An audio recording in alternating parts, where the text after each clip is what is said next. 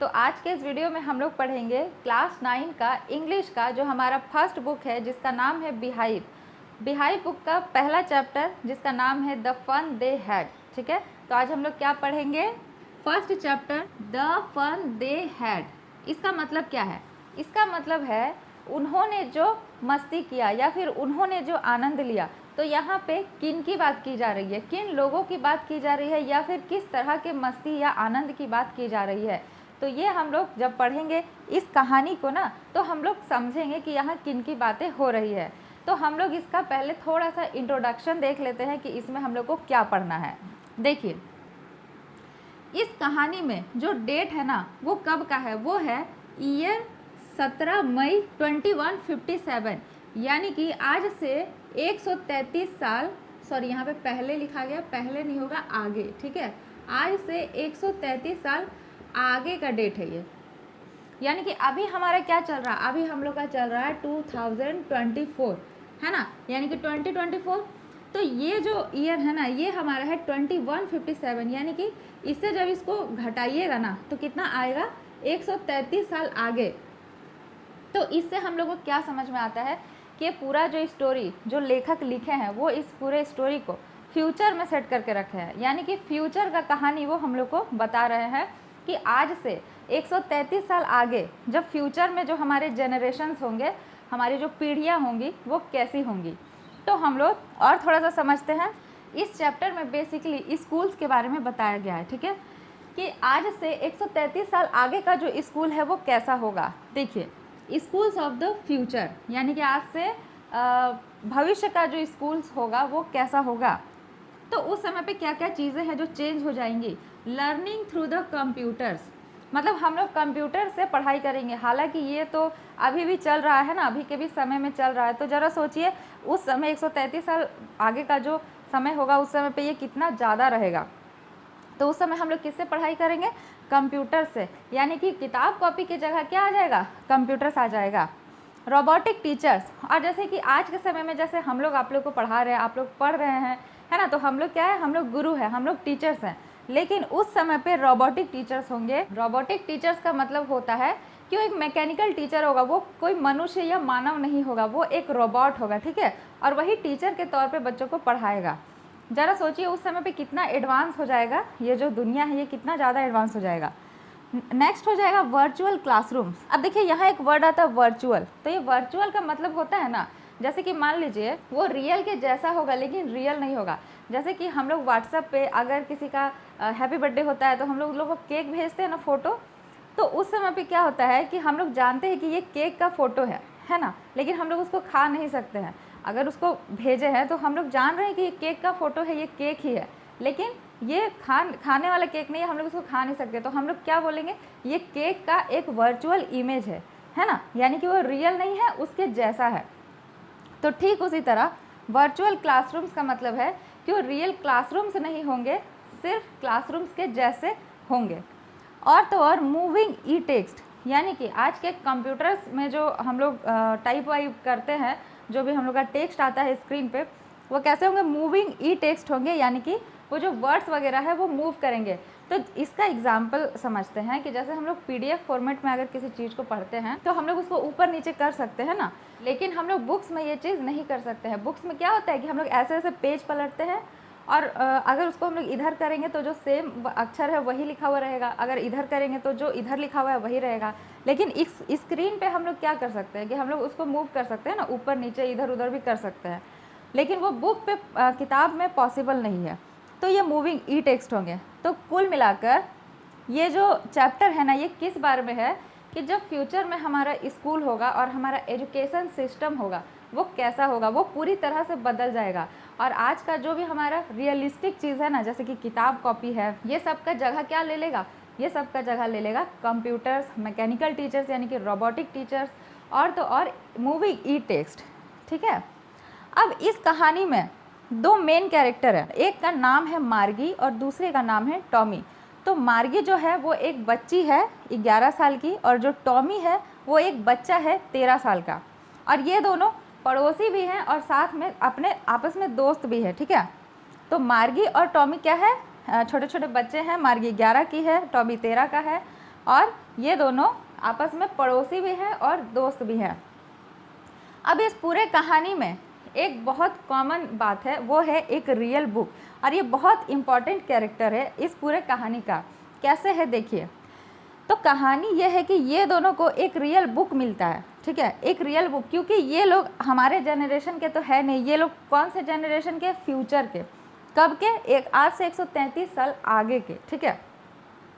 तो उस समय पे ये लोग बुक्स के बारे में कुछ भी नहीं जानते, ये लोगों को पता ही नहीं है कि बुक्स क्या होता है, किताब क्या होता है। तो उस समय पे ये लोग को कहीं से एक पुराना किताब मिलता है, तो उसको देख के ये लोग बहुत ज़्यादा आश्चर्यचकित हो जाते हैं। तो इस बुक के ही बारे में पूरा दिया हुआ है इस कहानी में कि जब ये बुक ये लोग को मिलता है तो ये लोग का रिएक्शन कैसा होता है, ये लोग क्या सोचते हैं इस बुक को देखकर, और क्या क्या जो भी प्रतिक्रियाएं हैं ये लोग के होती हैं, ठीक है। तो यही हम लोग इस कहानी में पढ़ेंगे। तो अब आप लोग को समझ में आ गया। अब चलिए हम लोग कहानी को शुरू करते हैं।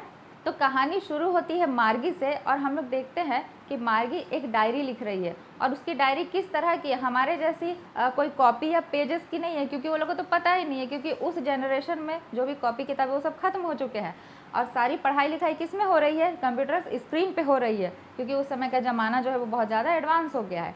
तो मार्गी अपने कंप्यूटर स्क्रीन पे डायरी लिख रही है टाइप करके, और वो उसमें डेट डालती है 17 मई 2157 का, ठीक है, यानी कि आज से 133 साल आगे, यानी कि 133 साल बाद का, ठीक है ना।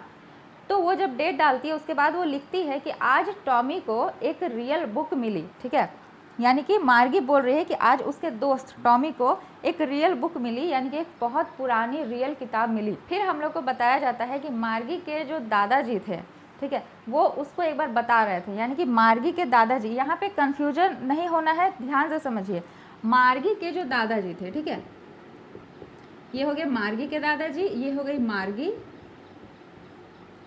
और यहाँ हो गया मार्गी के दादाजी के दादाजी, मार्गी के दादा के भी दादाजी, ठीक है। तो आप समझिए, मार्गी के दादाजी एक बार मार्गी को बता रहे थे कि जब मार्गी के दादाजी छोटे थे तो ये दादाजी के दादाजी इनको बताया करते थे कि हमारे समय में जो किताबें हैं वो पेजेस पे हुआ करती थी, यानी कि जो भी बुक्स है वो कैसे होते थे, पेजेस पे होते थे, जो भी लिखावट है वो कागज़ पे होती थी, और कहानियाँ जो है वो कागज़ पे छापी जाती थी, और हमारे समय पे बुक्स होते थे, कॉपियाँ होती थी, ना कि अभी के जैसे कंप्यूटर स्क्रीन्स होते थे। तो ये कौन बता रहे हैं, मार्गी के दादाजी उसको बहुत पहले ये कहानी सुनाए थे, ठीक है। और मार्गी के दादाजी को कौन बताया था, मार्गी के दादाजी के दादाजी उसको बताए थे, यानी कि मार्गी के परदादा मार्गी के दादा को ये बात बताए थे। तो यहाँ पे बेसिकली अगर देखा जाए तो ये जो ओल्ड वाला जनरेशन है, सबसे ज़्यादा ओल्ड वाला जनरेशन, ये कह सकते हैं ये हमारा जनरेशन है, ठीक है, क्योंकि ये कहानी लगभग हमसे बहुत आगे सेट की गई है, फ्यूचर में सेट की गई है। तो इस जनरेशन को हम लोग मान सकते हैं कि ये हम लोग का जनरेशन है, ठीक है। तो आप समझ गए। अब क्या होता है कि टॉमी और मार्गी जो है उस किताब को देखने के लिए बहुत एक्साइटेड होते हैं। तो वो लोग क्या करते हैं, उस किताब को लेकर बैठते हैं और उसके पेजेस को ऐसे पलटना चालू करते हैं। वो किताब जो वो काफ़ी पुरानी थी, उसके जो पन्ने थे वो पीले पड़ गए थे, है ना, और इधर उधर उसमें दाग धब्बे भी लग गए थे। तो जो मार्गी है ना वो उसको देख के बहुत ज़्यादा आश्चर्यचकित हो रही थी, और टॉमी भी बहुत ज़्यादा आश्चर्यचकित हो रहा था कि पहले की जो पढ़ाई लिखाई है, एजुकेशन है, वो किस तरह के होते थे। तो मार्गी और टॉमी उस किताब को देखकर आपस में सोच रहे थे, बातें कर रहे थे कि ये कैसा, मतलब कितना अद्भुत किताब है कि इसमें जो भी लिखा हुआ है, जो लिखावट है, इसका जो भी टेक्स्ट वगैरह है वो मूव नहीं कर रहा है, क्योंकि कंप्यूटर स्क्रीन पे तो इधर से उधर मूव करते हैं, लेकिन पेजेस पे जब हम लोग इधर का लिखा हुआ पढ़कर दूसरे पेज पे आते हैं और फिर दोबारा अगर उसी पेज पे जाते हैं तो हम लोग क्या देखते हैं कि वहाँ का लिखावट वहीं लिखा हुआ है ना। तो ये देखकर मार्गी और टॉमी को बहुत ज़्यादा आश्चर्य हो रहा था कि ये तो मूव भी नहीं कर रहे, इसके जो लिखावट है, जो भी अक्षर है, ये तो मूव भी नहीं करते हैं, ठीक है। अब क्या होता है, टॉमी को ये बुक उतना पसंद नहीं आता है, उसको ये एक वेस्ट के जैसा लगता है, मतलब वो सोचता है क्या ये सब मतलब फालतू है, मतलब वेस्ट है एक तरह से, क्योंकि अगर कोई इस किताब को पढ़ लेगा तो फिर वो इस किताब को फेंक देगा, है ना, वो उसे रखेगा नहीं, फेंक देगा। लेकिन हमारे पास जो टेलीविज़न है, यानी कि मेरे पास जो टेलीविज़न स्क्रीन है, जो कंप्यूटर स्क्रीन है, उसके अंदर 10 लाख से ज़्यादा बुक्स है, और तो और उसमें बहुत सारी बुक्स अभी और आ भी सकती है, ठीक है। टॉमी ऐसा कहता है। तो अब टॉमी को कहाँ पता है कि हमारे यहाँ, हमारे ज़माने में, हमारे समय में क्या होती है, लाइब्रेरीज़ होती है जहाँ पे बुक्स को अच्छे से संभाल कर रखा जाता है। लेकिन वो तो बहुत पीछे, बहुत आगे के जनरेशन के बच्चे हैं और उन्हें ऐसे लाइब्रेरी टाइप कुछ भी नहीं पता है ना। तो वो लोग क्या करते हैं, वो लोग सोचते हैं कि ये तो एक तरह से वेस्ट है, क्योंकि इतने सारे बुक्स अगर कोई पढ़ेगा तो वो तो फिर फेंकते ही जाएगा वो सबको। लेकिन मेरी छोटी सी कंप्यूटर स्क्रीन पे बहुत सारे बुक्स आ सकते हैं। तो इसका मतलब ये है कि जैसे हम लोग PDF फॉर्मेट में रखते हैं ना, या फिर टेक्स्ट फॉर्मेट में रखते हैं ना मोबाइल में या फिर कंप्यूटर्स पे, तो उसी का बात वहाँ पे किया जा रहा है, ठीक है। तो मार्गी कहती है टॉमी से कि हाँ, मेरे भी टेलीविज़न स्क्रीन में बहुत सारे बुक्स आ सकती है, हाँ भले तुम्हारे जितनी नहीं, क्योंकि टॉमी जो है ना उससे क्लास में सीनियर था, क्योंकि टॉमी उससे बड़ा है, ठीक है। तो टॉमी उससे सीनियर होता है, मार्गी उससे जूनियर होती है। तो मार्गी बोलती है कि हाँ, तुम्हारे जितनी तो नहीं, लेकिन हाँ, मेरे भी टेलीविज़न स्क्रीन में बहुत सारी बुक्स आ सकती है। अब मार्गी कहती है कि ये सब तो बात हो गई, ये सब तो बात की बात है, टॉपिक ये है कि तुम्हें ये बुक आखिर मिली कहाँ से, ठीक है। वो टॉमी को पूछती है कि तुम्हें ये बुक कहाँ से मिली। तो टॉमी बोलता है एटिक से। अब ये एटिक क्या है, तो ध्यान से समझिएगा, एटिक किसे कहा जाता है। देखिए, हमारे यहाँ तो वैसे घर नहीं होते हैं, हमारे घर कैसे होते हैं, सीमेंट के, बालू के, ईंट पत्थर से बनाए जाते हैं, है ना, मिट्टी से बनाए जाते हैं। लेकिन जो विदेश के जो घर होते हैं ना, वो ज़्यादातर लकड़ी से बनाए जाते हैं, ठीक है। और तो और ये जो कहानी जो लिखा है, ठीक है, जो इस कहानी का ऑथर है वो भी एक विदेशी है, यानी कि एक फॉरेनर है। तो उसका जो कंसेप्ट है वो तो विदेशी ही रहेगा ना। तो एटिक किसे कहते हैं, ध्यान से समझिए। विदेशी लोगों के जो घर होते हैं ना, आप लोग देखे होंगे, यहाँ पे बनाते हैं, ठीक है।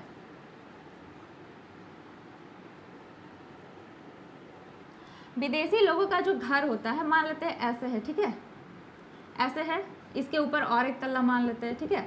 तो उनके जो घर होते हैं ना, उसमें इस तरह से डिज़ाइन होते हैं, इस तरह से आप लोग ध्यान दिए होंगे, इस तरह से छोटे छोटे इस तरह से डिज़ाइंस होते हैं, ठीक है। तो ये जो सबसे ऊपर का जो ये वाला जो पार्ट होता है ना, ये वाला जो पोर्शन होता है, ये लगभग खाली रहता है, ठीक है। तो इसी को ये लोग क्या करते हैं ना, जैसे ये छत हो गया और ये जो इस तरह से ये लोग जो स्लोप में जो इस डिज़ाइन को दिए हैं, इसी को क्या कहते हैं, एटिक कहते हैं, ठीक है। ये जो ऊपर का जो ये छोटा छोटा पार्ट हो गया ना, इसी को क्या कहा जाता है, एटिक कहा जाता है। और विदेशी लोग इस जगह को कैसे यूज करते हैं, स्टोर रूम के जैसे यूज करते हैं। और यहाँ पे जो भी फालतू वगैरह बुक्स है या फिर कुछ भी ऐसे चीज़ें जो कि यूज में नहीं है, वो सबको यहाँ पे जाके रख देते हैं, ठीक है, कबाड़ी वाली चीज़ें। तो वहीं से टॉमी को ये रियल बुक मिली थी, ठीक है। फिर मार्गी पूछती है टॉमी को कि इस बुक में क्या लिखा है, मतलब किस बारे में लिखा हुआ है, किस टॉपिक पे लिखा हुआ है। तो जो टॉमी है वो मार्गी को बताता है कि इसमें स्कूल्स के बारे में लिखा हुआ है, यानी कि विद्यालय के बारे में लिखा है। तो मार्गी सोचती है कि कोई विद्यालय के बारे में क्यों लिखना चाहेगा, और मार्गी ऐसा क्यों सोचती है, क्योंकि मार्गी को उसका स्कूल, उसका विद्यालय या फिर पढ़ाई लिखाई बिल्कुल भी पसंद नहीं था, ठीक है। तो वो इसीलिए ऐसा सोचती है कि कोई विद्यालय के बारे में क्यों लिखना चाहेगा, और वो क्यों अपने स्कूल को पसंद नहीं करती है। इसका रीज़न ये है कि उसके पास जो रोबोटिक टीचर है, अभी हम लोग पढ़े कि पहले के समय में कैसे टीचर्स होंगे, रोबोटिक टीचर्स होंगे, है ना। तो उसके पास जो रोबोटिक टीचर्स हैं, वो क्या करता है, उसके पास जो रोबोटिक टीचर है ना, वो क्या करता है, उसको बहुत ज़्यादा हार्ड प्रॉब्लम्स देता है सॉल्व करने के लिए। ज्योग्राफी में, किस में देता है, ज्योग्राफी यानी कि भूगोल में। और एक के बाद उसको टेस्ट दिए जा रहा था, और इस तरह से जो मार्गी है ना, उसका परफॉर्मेंस बहुत ख़राब होता जा रहा था, वो उस टेस्ट को क्लियर नहीं कर पा रही थी। ये रोबोट्स जो होते हैं ना, ये क्या करते हैं, फटाफट से चेक कर देते हैं। तो वैसे ही मार्गी का जो रोबोट टीचर था, वो जल्दी जल्दी चेक कर देता था, और उसको बार बार टेस्ट पे टेस्ट दिए जा रहा था, और इस तरह से मार्गी का जो परफॉर्मेंस है वो ख़राब होता जा रहा था। इसलिए मार्गी अपने स्कूल को बिल्कुल भी पसंद नहीं करती थी। फिर क्या होता है, मार्गी बताती है कि एक बार उसका जो रोबोटिक टीचर है वो ख़राब हो गया, ठीक है। क्या हो गया, ख़राब हो गया। तो जब ख़राब हो गया तो एक गोल मटोल आदमी आया, उसका चेहरा कैसा था, लाल था। वो गोल मटोल आदमी जिसका चेहरा लाल था, वो आया, और फिर उसके साथ बहुत सारा टूल्स था, मतलब उसके हाथ में बहुत सारे टूल्स थे उस रोबोट को ठीक करने के लिए। और वो गया उसके रूम में और वो उसको ठीक करने लगा। तो मार्गी जो है वो सोच रही थी कि ये काला सा भद्दा सा जो ये बड़ा पर्दा है, यानी कि वो अपने स्क्रीन की बात कर रही है, ठीक है, अपने कंप्यूटर स्क्रीन की। तो वो सोच रही थी कि भगवान करे ये ठीक ही ना हो जल्दी से, क्योंकि उसको पसंद नहीं था। लेकिन वो जो आदमी आया था ना, अब यहाँ उस आदमी का क्या नाम है, उसको बोला जाता है काउंटी इंस्पेक्टर, ठीक है। क्या बोला जाता है, काउंटी इंस्पेक्टर, ठीक ना। तो उस आदमी को क्या बोला जाता है, काउंटी इंस्पेक्टर। और ये किसी तरह का कोई ये नहीं है, पुलिस नहीं है, जो मैकेनिकल टीचर्स को यानी कि रोबोटिक टीचर्स को जो ठीक करते हैं उन्हें उस जनरेशन में काउंटी इंस्पेक्टर का नाम दिया गया है। ठीक है, तो मार्गी सोचती है कि काश ये जो रोबोटिक टीचर है ये ठीक ही ना हो, लेकिन वो जो काउंटी इंस्पेक्टर है ना वो क्या करता है, उसको 1 घंटे में ठीक कर देता है। और फिर बोलता है, और वो क्या करता है, मार्गी को एक सेब देता है खाने के लिए, और मार्गी के सिर पे हाथ रख के ऐसे ऐसे उसकी पीठ थपथपाता है और बोलता है उसकी माँ से कि ये जो रोबोटिक टीचर्स है ना ये थोड़ा सा ज़्यादा फास्ट हो गया था, इसमें मार्गी का कोई गलती नहीं है, मार्गी अपना परफॉर्मेंस बहुत अच्छा दे रही थी। ठीक है, तो मार्गी का एज के हिसाब से मैंने इसको अब सेट कर दिया है, अब मार्गी को किसी तरह की कोई दिक्कत नहीं आएगी। तो इससे यहाँ पे हम लोग को एक पॉइंट मिलता है। पॉइंट क्या है कि देखिए, रोबोटिक टीचर्स जो है वो ख़राब भी हो सकते हैं ना, और उसको ठीक करने के लिए भी मानव की ही ज़रूरत पड़ती है। तो मार्गी एक बार बताती है कि मार्गी का जो दोस्त है टॉमी, एक बार टॉमी का ये जो कंप्यूटर है ना, ये जो रोबोटिक टीचर, ये ख़राब हो गया था। ठीक है, तो जब वो ख़राब हो गया था तो उसको ले जाना पड़ा था सर्विस सेंटर ठीक करवाने, और वो पूरा 1 महीना के बाद वापस आया था ठीक होकर। तो मार्गी भी यही चाहती थी कि मेरा भी रोबोटिक टीचर इतना ख़राब हो जाए कि पूरा 1 महीना लगे उसको ठीक करने में, है ना, लेकिन ऐसा नहीं होता है। और जब टॉमी का जो टीचर है वो ख़राब हुआ था ना, तो क्या हुआ था, उसका जो हिस्ट्री का जितना भी डेटा था, जितना भी उसके पास बुक्स था या फिर ई टेक्स्ट था, वो सारा का सारा खाली हो गया था, यानी कि डिलीट हो गया था। तो इससे हम लोग को क्या समझ में आता है, यही कि भले ही तब के जनरेशन में बहुत ज़्यादा एडवांस हो जाएंगी चीज़ें, है ना, लेकिन क्योंकि वो डेटा तो रोबोट्स के पास स्टोर रहेगा ना, तो वो कभी भी खाली हो सकता है, कभी भी डिलीट हो सकता है। लेकिन हमारे बुक्स में जो लिखी हुई अक्षरें जो होती है, जो भी लिखा हुआ ज्ञान होता है, वो कभी भी कहीं नहीं जा सकता, उसको हम लोग अच्छे से संभाल के रख सकते हैं, है कि नहीं। तो अब हम लोग स्टोरी पे चलते हैं। मार्गी कह रही है टॉमी से कि आखिर कोई विद्यालय के बारे में क्यों लिखना चाहेगा, क्योंकि हम लोग जानते हैं कि मार्गी जो है वो बहुत ज़्यादा प्रॉब्लम्स फेस कर रही है ना, वैसे स्कूल के साथ, यानी कि मैकेनिकल स्कूल के साथ। तो इसीलिए वो टॉमी को कह रही है कि कोई विद्यालय के बारे में क्यों लिखना चाहेगा। तो इस पर टॉमी क्या बोलता है, अरे बेवकूफ़, क्योंकि वो हमारे जैसा विद्यालय नहीं था, वो विद्यालय हमारे विद्यालय से बहुत अलग था। वो जो स्कूल्स थे वहाँ पे एक टीचर पढ़ाता था और बहुत सारे बच्चे एक साथ पढ़ते थे, ऐसा टॉमी उसको एक्सप्लेन करता है। ठीक है, और बताता है कि ये जो विद्यालय था ना, ये आज से सैकड़ों वर्षों पहले का विद्यालय था। तो सैकड़ों मीन्स लगभग आज से 100 साल पहले का विद्यालय था, जब एक टीचर पढ़ाया करता था और एक क्लासरूम हुआ करता था, एक रूम हुआ करता था, वहाँ पे बहुत सारे बच्चे पढ़ते थे और वो अपने लेवल के ही बच्चे के साथ बैठते थे। जैसे कि अगर कोई बच्चा 1 क्लास में तो वहाँ पे 1 क्लास का ही सारा बच्चा बैठता है ना, अगर कोई बच्चा 2 क्लास में तो वहाँ पे 2 क्लास का ही सारा बच्चा बैठता है। ठीक है, उसी तरह से टॉमी मार्गी को समझा रहा है। फिर टॉमी मार्गी को ये समझाता है कि उस समय का जो टीचर था ना, वो कोई रोबोटिक टीचर नहीं होता था, बल्कि एक प्रॉपर मनुष्य होता था, यानी कि एक पर्सन होता था, एक ह्यूमन बीइंग होता था, और वही सारे बच्चों को पढ़ाता था। तो क्योंकि ये दोनों तो छोटे छोटे बच्चे हैं और मार्गी जो है वो टॉमी से भी छोटी है, तो मार्गी को इतना पता भी नहीं है कि कोई मनुष्य इतना ज़्यादा नॉलेजेबल, इतना ज़्यादा इंटेलिजेंट कैसे हो सकता है। तो वो टॉमी को पूछ रही है कि कोई मनुष्य इतना ज़्यादा इंटेलिजेंट कैसे हो सकता है, एक रोबोटिक टीचर के जैसे, जो सारे बच्चों को एक साथ इतना सारा ज्ञान दे या फिर इतना सब कुछ पढ़ाए। बेचारी मार्गी छोटी सी बच्ची, अब उसको क्या पता है कि ये जो भी इतना एडवांस नॉलेज या फिर ये कंप्यूटर स्क्रीन या फिर जो भी मैकेनिकल टीचर्स वगैरह ये जो बना हुआ है, ये कौन बनाया है, आखिर मनुष्य ही तो बनाया है। ये जो कंप्यूटर है ये कौन बनाया है, आखिर मनुष्य ही तो बनाया है। क्योंकि वो छोटी सी बच्ची है और तो वो टॉमी से भी छोटी है ना, जूनियर क्लास में, इसीलिए उसे इतना जानकारी भी नहीं है। तो वो आश्चर्य से पूछ रही है कि कोई मनुष्य कैसे पढ़ा सकता है इतने सारे बच्चों को, वो कैसे इतना तेज हो सकता है ना, कैसे इतना इंटेलिजेंट हो सकता है। तो इस पर टॉमी उसको समझाता है कि क्यों नहीं हो सकता है, मेरे पापा भी उतना ही जानते हैं जितना कि मेरा रोबोटिक टीचर जानता है, मैं तुम्हें शर्त लगा के कह सकता हूँ। ठीक है, वो ऐसा मार्गी को बता रहा है। अब मार्गी क्या कहती है कि मैं कभी भी किसी अजनबी से, यानी कि किसी भी अननोन पर्सन से अपने घर में तो बिल्कुल भी नहीं पढ़ना चाहूँगी। अब मार्गी ऐसा क्यों कहती है कि अपने घर में बिल्कुल भी नहीं पढ़ना चाहूँगी, क्योंकि अब यहाँ पे हम लोग एक बात जानते हैं कि मार्गी और टॉमी का जो क्लासरूम है, हम लोग जानते हैं, हम लोग शुरू में अभी डिस्कस किए कि उन लोग का जो क्लासरूम है कैसा, वो वर्चुअल क्लासरूम है, यानी कि क्लासरूम नहीं है बल्कि एक रूम है जो कि क्लासरूम के जैसा दिखता है। तो ये जो रूम है ना, वो लोग के घर में ही है। वो लोग को पढ़ने के लिए किसी स्कूल में या किसी ट्यूशन में नहीं जाना पड़ता है, बल्कि वो लोग के घर में ही वो लोग का स्कूल है।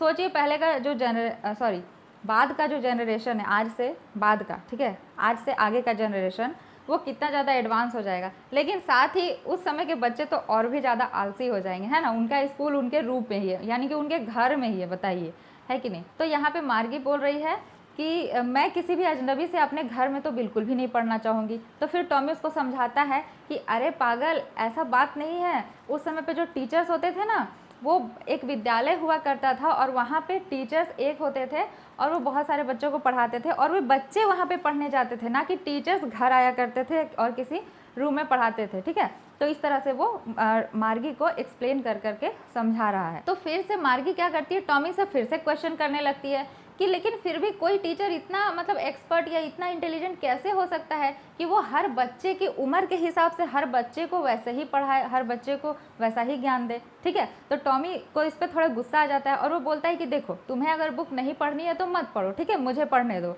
तो इस पर मार्गी बोलती है कि मैंने ऐसा तो नहीं कहा कि मुझे ये बुक नहीं पढ़ना है, मुझे विद्यालय के बारे में नहीं पढ़ना है। और मार्गी उस विद्यालय के बारे में बहुत डिटेल में जानना चाहती थी, है ना। तो तब तक क्या होता है, मार्गी की माँ जो है वो मार्गी को बुलाने लगती है कि मार्गी, तुम्हारे स्कूल का टाइम हो गया है, चलो अब अपने स्कूल चलो। ठीक है, तो मार्गी बोलती है नहीं माँ, अभी नहीं, बिल्कुल भी नहीं, क्योंकि हम लोग जानते हैं मार्गी को इस तरह के स्कूल्स पसंद नहीं है। उसको तो मतलब पहले का जैसा विद्यालय जो है वो थोड़ा इंटरेस्टिंग लग रहा था जानने में, है ना। तो बोलती है नहीं माँ, अभी बिल्कुल भी नहीं। तो इस पे माँ बोलती है कि नहीं, तुम्हें आना होगा क्योंकि तुम्हारे स्कूल का टाइम हो गया और साथ में टॉमी के भी स्कूल का टाइम हो गया होगा, तो अब उसे भी जाने दो। ठीक है, मार्गी क्या करती है, टॉमी को बोलती है कि क्या तुम ये बुक मुझे पढ़ने के लिए दोगे। तो टॉमी बोलता है ओके ठीक है, कोई बात नहीं, ले लेना। तो और फिर वो उस बुक को लेकर चला जाता है और मार्गी जो है वो अपने घर आ जाती है और वो अपने स्कूल जाती है। ठीक है, तो उसका स्कूल कहाँ रहता है, ठीक उसके रूम के बगल वाला जो रूम रहता है वही उसका स्कूल रहता है। ठीक है, फिर वो स्कूल के अंदर जाती है और फिर उसका जो रोबोटिक टीचर है वो उसको बोलता है कि मार्गी अपने जो होमवर्क है उसको इस स्लॉट में डालो। तो जो कंप्यूटर स्क्रीन्स होते हैं, हम लोग जानते हैं ना कंप्यूटर स्क्रीन्स में किस तरह के होते हैं, इस तरह से स्लॉट्स बने हुए हैं। ठीक है, मतलब स्लॉट्स बने हुए होते हैं, तो ठीक उसके भी कंप्यूटर स्क्रीन में इसी तरह से स्लॉट्स बने हैं। एक तरफ होमवर्क है, एक तरफ टेस्ट पेपर्स है, एक तरफ उसकी जो भी इंपॉर्टेंट नोट्स वगैरह होंगे उस तरह से, इस तरह से स्लॉट्स बने। ठीक है, और तो और वो उसे किस तरह से डालती है, पंच कोड में डालती है। अब ये पंच कोड क्या है, देखिए समझिए, पंच कोड। ठीक है, यहाँ एक वर्ड आया है पंच कोड। ये पंच कोड क्या है, पंच कोड बेसिकली कह सकते हैं कि एक तरह का कंप्यूटर लैंग्वेज है। तो मार्गी बताती है कि पंच कोड में फिलअप करने के लिए कंप्यूटर स्क्रीन पे उसको, जब वो 6 साल की थी तभी से ही वो ये बात मतलब सीख गई है और उसको उसके रोबोटिक टीचर ने सिखा दिया है। ठीक है, तो पंच कोड कह सकते हैं कि शायद एक तरह का कोई कंप्यूटर लैंग्वेज होता होगा उस समय पे, जिस समय पे मार्गी रहती है, यानी कि उसके जनरेशन में, और वो पंच कोड में अपने होमवर्क्स को फिल करती है। क्योंकि हम लोग जानते हैं ना, कंप्यूटर का अपना खुद का एक अलग लैंग्वेज होता है, वो लोग हम लोग की भाषा को इस तरह से नहीं समझ सकता है ना। हम लोग जब उसमें ये करते हैं, एंट्री करते हैं डेटा को, तो वो लोग उसको पहले अपने लैंग्वेज में कन्वर्ट करता है, फिर अपने लैंग्वेज में उसका आंसर ढूंढ के और फिर हम लोग को हमारे लैंग्वेज में बताता है। तो ठीक उसी तरह से पंच कोड जो है वो कंप्यूटर का एक लैंग्वेज होता होगा, कंप्यूटर का एक कोड होता होगा। ठीक है, तो मार्गी जो है वो अपने सारे स्लॉट्स में अपने होमवर्क्स को फिल करती है और रोबोटिक टीचर जो है वो तुरंत उसको चेक करके उसके सामने उसका आंसर दे देता है, या फिर सारा कॉपी को चेक करके तुरंत उसके सामने रख देता है स्क्रीन पे। ठीक है, और फिर मार्गी बताती है कि सैटरडे संडे छोड़कर, ये 2 दिन को छोड़कर बाकी सारे दिनों में, ठीक है, ये जो रोबोटिक टीचर है ठीक इसी समय पे शुरू हो जाता है और मुझे स्कूल आना होता है, यानी कि अपने इस रूम में आना ही होता है और पढ़ाई करना ही होता है, जो कि मार्गी को बिल्कुल पसंद नहीं है। तो इधर जो उसका रोबोटिक टीचर है वो उसको पढ़ाया जा रहा था स्क्रीन पे। ठीक है, वो जो भी प्रॉब्लम्स वगैरह थे उसको सॉल्व किए जा रहा था, लेकिन मार्गी इधर अपने ही सपनों में खोई थी और वो क्या सोच रही थी, वो सिर्फ विद्यालय के बारे में सोच रही थी। और कौन सा विद्यालय, हमारे समय का विद्यालय, है ना, यानी कि पास्ट का विद्यालय को। ठीक है, वो उस विद्यालय के बारे में सोच रही थी कि उसके दादाजी बताया करते थे कि उस समय का जो विद्यालय होता था वहाँ पे सारे बच्चे एक साथ पढ़ते थे, एक साथ हंसते थे, एक साथ खेलते थे, एक साथ लड़ाई झगड़ा करते थे, इधर उधर घूमते थे और एक ही टीचर वो लोग को आपस में बैठा कर पढ़ाता था। तो मार्गी सोचती है कि वो जो समय था वो कितना ज़्यादा आनंदमय समय था और कितना ज़्यादा मस्ती करते थे बच्चे लोग। ठीक है, तो अब यहाँ पे हम लोग को क्लियर हो गया है कि वो किस समय का बात कर रही है, मतलब हमारे समय का बात कर रही है, और वो किन की बात कर रही है, हमारे ही बात कर रही है। ठीक है, तो इसीलिए इस चैप्टर का नाम पड़ा है द फन दे हैड, यानी कि वो मस्ती जो उन्होंने किया, वो आनंद जो उन्होंने किया, यानी कि हमारी बात कर रही है कि वो मस्ती, वो आनंद जो हमने किया, ठीक है, अपने विद्यालय में और अपने किताब कॉपी के साथ।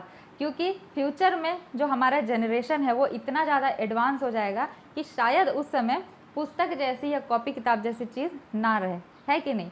तो यही था आज का पूरा स्टोरी। आशा करते हैं कि आप सभी को अच्छे से समझ में आ गया होगा। किसी तरह का कोई डाउट रहे तो कमेंट बॉक्स में ज़रूर से पूछिएगा। नेक्स्ट क्लास में हम लोग इसका ऑब्जेक्टिव क्वेश्चन बनाएंगे। जल्दी मिलते हैं नेक्स्ट क्लास में।